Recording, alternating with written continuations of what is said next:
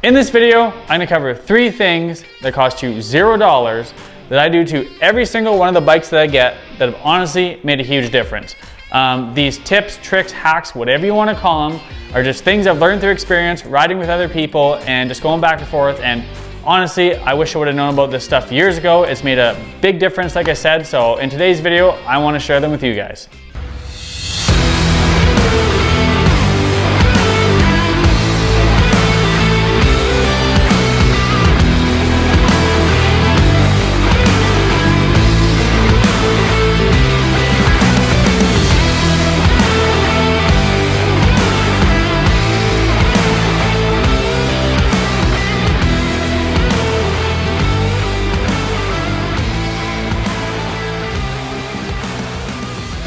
Hell yeah. Well guys, welcome back to another video. I appreciate you joining me today. We're just out in the garage. I got my 24 300 XCW behind me. And yeah, I'm just gonna walk you through these few things that I change to every bike that I get that cost you no money. I mean, who doesn't like free modifications? And they've actually made quite a big difference, some more than others. And just things I've learned through riding, trying things, research, just, you know, meeting other people and what they do. So yeah, I just want to walk you through these things, and at the end of the video, I would love to hear any things that you guys change your bike that you find have made a big difference. So we're just going to get right at her and start with number 1. So first things first, and I don't know if you can notice it from here, but if I get in a little bit closer, you can see that I run the axle way back on these bikes. From stock, they usually come more towards the front, sometimes a little bit in the middle, but by pushing that axle back and extending the wheelbase of the bike, it's made a big difference. We ride in really steep mountain terrain, and I think it was a couple years ago, there was just this one hill that you couldn't get any speed into it. You just turned at the bottom, it had lots of traction, but just really tight trees, and you just kind of had to crawl through it. But I just remember this thing, I could not keep the front end of the bike down. No matter how much I manipulated the clutch, it just kept popping up. And I believe it was Jay that mentioned that to try and shove that axle way back, as these bikes that usually do come with it more towards the front. And I did that, and it made a night and day difference. So just something that I do right away to these bikes. If you ride in any kind of hilly terrain, definitely should be something you can consider. And honestly, I think the bike is more stable just on like fast flowy single track as well. And obviously it climbs better. I guess it's just kind of like the, you know, hill climb bikes with extended swing arms. I guess this is just a really small way of doing a little bit to your bike. But yeah, it just made a big difference. The only drawback that I see that I found or felt about doing this as far as handling or whatever, is it doesn't quite corner as well or as sharp, but honestly, it's like not that big a deal. I don't really notice it that much, but that's definitely one little place that I have noticed it. But everywhere else, I find it's been way better. So it's something for you guys to experiment with. Some of you might have to extend a link of your chain or get a new chain to do it, depending how far you need to move it back. But definitely something to experiment with, because it's made a big difference. And like I said, if you run in any kind of hilly, mountainous terrain, I think you guys will find quite the benefit from it. This next one, when I learned about it, kind of made me feel like a bit of a dumbass. It's supposed to be common knowledge, but I didn't know about it. I've rode KTM for 4 years. Most times when I mention to other people, they don't know about it. So I just want to cover it with you guys. And yeah, one day I was just getting really bad left arm pump or just fatigue. And just from manipulating the clutch like you do in enduro, don't judge me on this grip. But yeah, I was just getting pumped up really bad, and I can't remember who it was, but they mentioned, is your clutch on setting 1? And I said, like, what are you talking about? I didn't really think you could set your clutch or adjust your hydraulic clutch on these bikes. Well, if you come over here and you pull your clutch cover off, there is a 1, 2, and a 3. Well, the bikes come on setting 2, and if you pull all the bolts out and move it over to 1, it probably makes it 15% easier to pull. It's just different thicknesses. I'm not sure exactly how it works, but yeah, just different thicknesses on the back side of that pressure plate. And I haven't noticed any performance difference, like no slipping or loss of performance or whatever, besides it's just easier to pull. So I think that's awesome. I think it's a big win. I mean, we've all been there, a day where there's a lot of clutch work or a hill where you're just constantly clutching and you're not squeezing your bike as much as you should.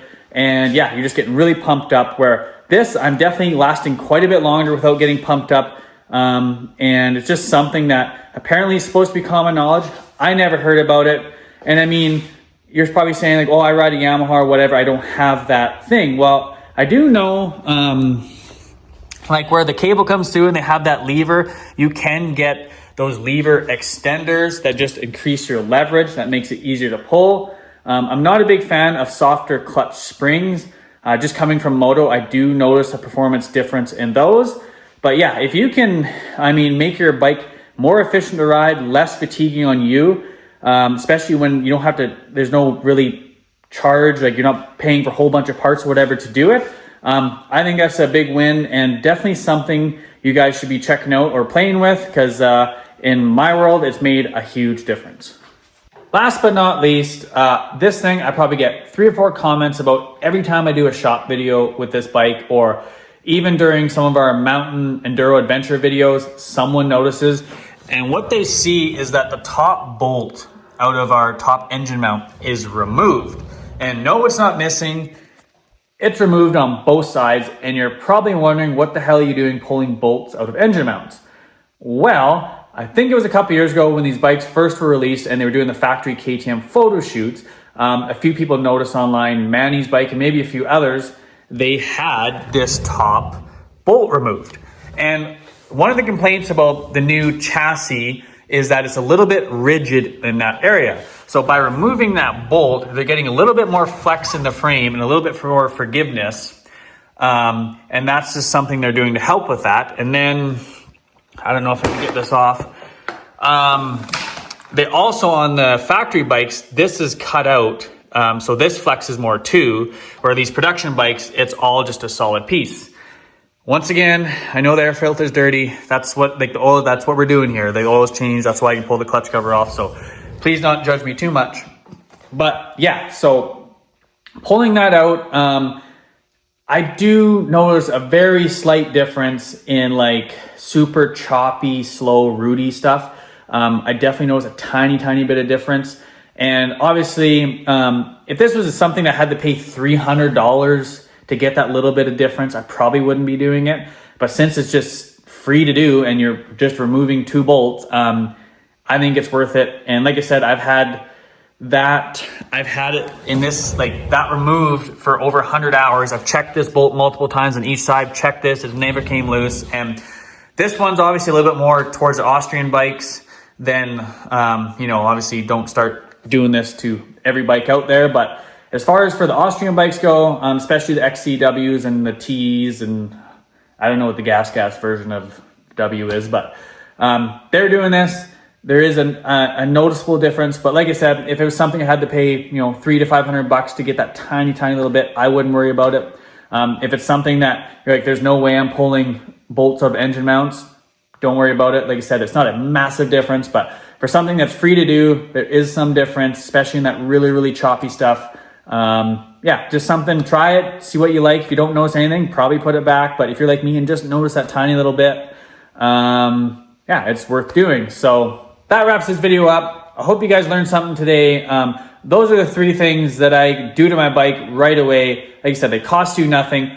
Obviously the engine mount thing's a little bit more specific towards the Austrian bikes, but moving the axle, getting easier clutch pull. I mean, just whatever you can do, especially if it doesn't cost you nothing, to adjust your bike or modify your bike a little bit to make it better or less fatiguing or whatever it is, why wouldn't you do it? I think these bikes are so good stock anymore that a lot of times we're just so in the habit of getting on them and just riding them and not playing with suspension and not changing gearing, and just, you know, there's things that we can do that don't cost a whole lot of money or no money at all that can actually make the riding experience much better. So if there's anything that you guys do, drop in the comments. I'd love to hear from you guys. I love the feedback. And yeah, like I said, I hope you learned something from this video.